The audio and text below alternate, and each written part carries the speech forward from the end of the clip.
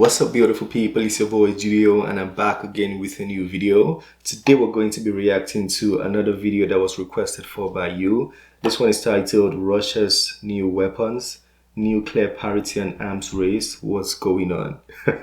So I like that title and I'm very curious to see what this video is about. It was a request that came from the last comparison we did between Ukraine and Russia, and Russia had about over 6,000 nuclear weapons and it showed Ukraine had 0, and I said Ukraine definitely has more. So somebody asked me to check this one out. I'm ready for it. Without wasting your time, let's get to it. President Putin announced a new generation of weapons vastly superior to anything developed around the world. У России такое оружие есть. A hypersonic system, an ICBM with unlimited range, weapons that can fly through dense layers of the atmosphere, a nuclear-powered cruise missile, underwater drones, They have everything. a unique combat laser complex. Air, land, water, everything. That got everyone talking about an arms race and that deadly Russian missile. But from Russia's point of view, it's the one that feels threatened and wants to restore nuclear parity. So how does that work? And what did Putin mean when he said, Нас никто не слушал. Послушайте сейчас. To be clear, nuclear parity came as a result of an arms race. It was provoked by the first and so far only nuclear strike in history, when the US dropped atomic bombs on Hiroshima and Nagasaki in 1945. Estimates put the total number of casualties at up to 450,000. And I even heard people still die in modern days from the effect of the nuclear bomb that was dropped. People still have issues, diseases, and even the crops still don't grow the right way from this thing that happened all the way in 1945. By 1949, the USSR had its own nuclear weapon ready. By 1952, the US tested the first thermonuclear device. A year later, the Soviet Union followed suit. Both sides began to develop ballistic missiles in an attempt to get ahead of each other. The US installed nuclear weapons in Turkey, and the USSR put missiles in Cuba. It was followed by the Cuban crisis, which saw the world teeter on the brink of nuclear war, until Moscow and Washington realized there could be no winners. That's when the period of détente came about. By the early 1990s, it seemed the tension between the two countries was over. It was a time of promises, although some would prove empty over time. NATO famously promised Soviet leader Mikhail Gorbachev that it would not move an inch to the east. Даже такие были выражения, как это было у Бейкера, госсекретаря, что мы и на 10 сантиметров не двинемся в интересах НАТО или что-то. Recently declassified documents on the 1990 negotiations proved Russia's account is accurate. If we maintain a presence in a Germany that is part of NATO, there would be no extension of NATO's jurisdiction for forces of NATO 1 inch to the east. There would be no effort to exclude anyone, and there would be no step taken at this time to push anyone ahead of others. In 19... It seems there might have been a breach there, because the last video we saw, Putin said that their NATO territory is expanding around Russia, so they are not keeping to their words. Yeah, so it seems there might have been like 1994, a the breach US there. changed its mind about expanding east. We're going to move forward on this, See? but I'd never spring this on you. But over the past 18 years, NATO's been joined by Hungary, Poland, the Czech Republic, Bulgaria, Romania, Slovakia, Albania, Croatia, Montenegro, as well as the former Soviet republics of Lithuania, Latvia, and Estonia. Everybody. NATO is now at Russia's doorstep. Here is an online meme on how Russia moved its country too close to NATO's military bases. Furthermore, the US moved its missile defenses closer to Russia's borders, another promise broken by Washington. In 2002, the US pulled out of the ABM treaty signed decades before when the Soviet Union was still in place. What is missile defense? It enables one party to launch its own missiles and intercept any counterstrike.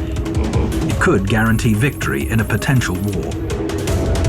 Of course, NATO and the US say their missile defenses are not against Russia, but against Iran and North Korea. But the locations tell another story. Missile defense installations were placed Politics. in Poland, Romania, California and Alaska. They're also planned for Japan and South Korea.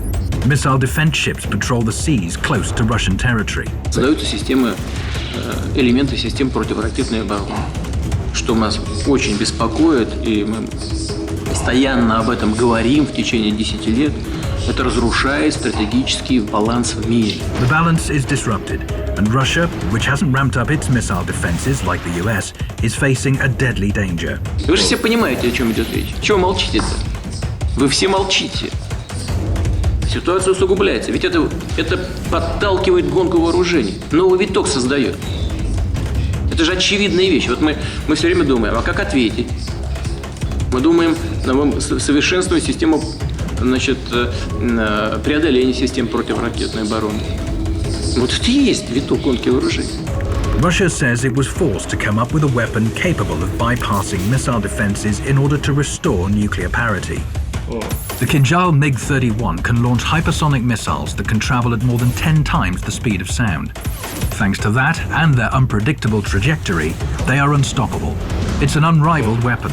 The US doesn't plan to test its hypersonic weapon until Technology, bro. 2019. Technology. The avant-garde hypersonic vehicle can fly at up to 20 times the speed of sound. An ICBM will take it to an altitude of several dozen kilometers, from where it can dive headfirst back to Earth at top speed with aircraft-like maneuverability, dodging any missile defenses. In contrast, when other existing ballistic missiles re-enter the atmosphere, they fly at a preset trajectory, making them easy targets for ABM systems. Sarmat might seem like an ordinary ICBM, but its range is much longer. The legendary Topol-M missiles can only take the shortest route through the ABM systems. Sarmat can travel via the North or the South Pole where there's no missile shield, and it will still hit its target. But most importantly, Sarmat is a heavy missile capable of carrying more than 20 warheads.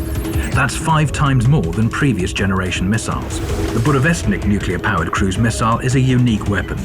It's basically the same as an American Tomahawk. But whereas the Tomahawk's range is limited to 2,500 kilometers because of fuel constraints, Russia's new missile can fly indefinitely.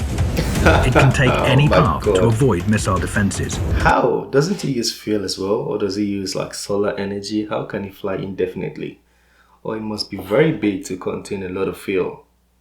Technology, I don't understand how these things are made, man. Just like Poseidon underwater drones.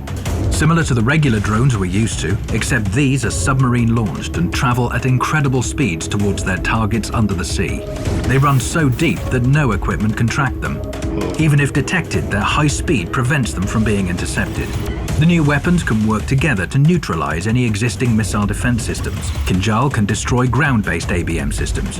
Poseidon drones take care of those at sea. Then, the Sarmat, Avangard and cruise missiles can be launched towards their target, bypassing any remaining barriers. On top of that, there's also a combat laser complex, Peresvet, which is unique because it almost instantly delivers an energy beam to a target and has an unlimited battle reserve. Developing new weapons is not a belligerent move, rather a move to restore parity. Perhaps this time the call for a balance of force and fair treatment all round will be heard. Нас никто не слушал. Послушайте сейчас. On March, They will listen now. Seems like Russia is all covered, man. That's different. That's different. I pray we don't have to get to the point where we use this kind of equipment, because yeah, just one dropped at Japan. It caused 450,000 deaths. So imagine if Russia launches all of theirs and US launches all of theirs. The whole world is going to be wiped off. It's going to be cleaned. Yeah, man, we don't want to see that. But that's beautiful technology. We have to admire the level of engineering there. Yeah, I was admiring that. I like the level of work they put in place. And also about the treaty and everything that was, I think, signed in 1990. Everybody, or the media, is trying to make Russia look like the threat here, but it seems Russia is the one being oppressed. I mean, from all the videos we've seen so far, it looks like Russia kept their word, but the NATO keeps pushing and pushing and pushing. So at some point, somebody has to push back, you know? So I feel like that's what Russia is trying to do. I hope it doesn't get too tense that we get to use all this equipment, or they get to use all this equipment, because I'm not a part of it. I'm going to hide in Jupiter. I'll fly out of this world. I'll go to Jupiter or Mars somewhere. Let me know what you guys think of this video. If you want us to bring more like this to the channel, feel free to let me know in the comment section. This is the end of this one. Don't forget to smash the like button, subscribe if you're new to the channel, and I'll see you on the next one. Have a very wonderful day. Peace.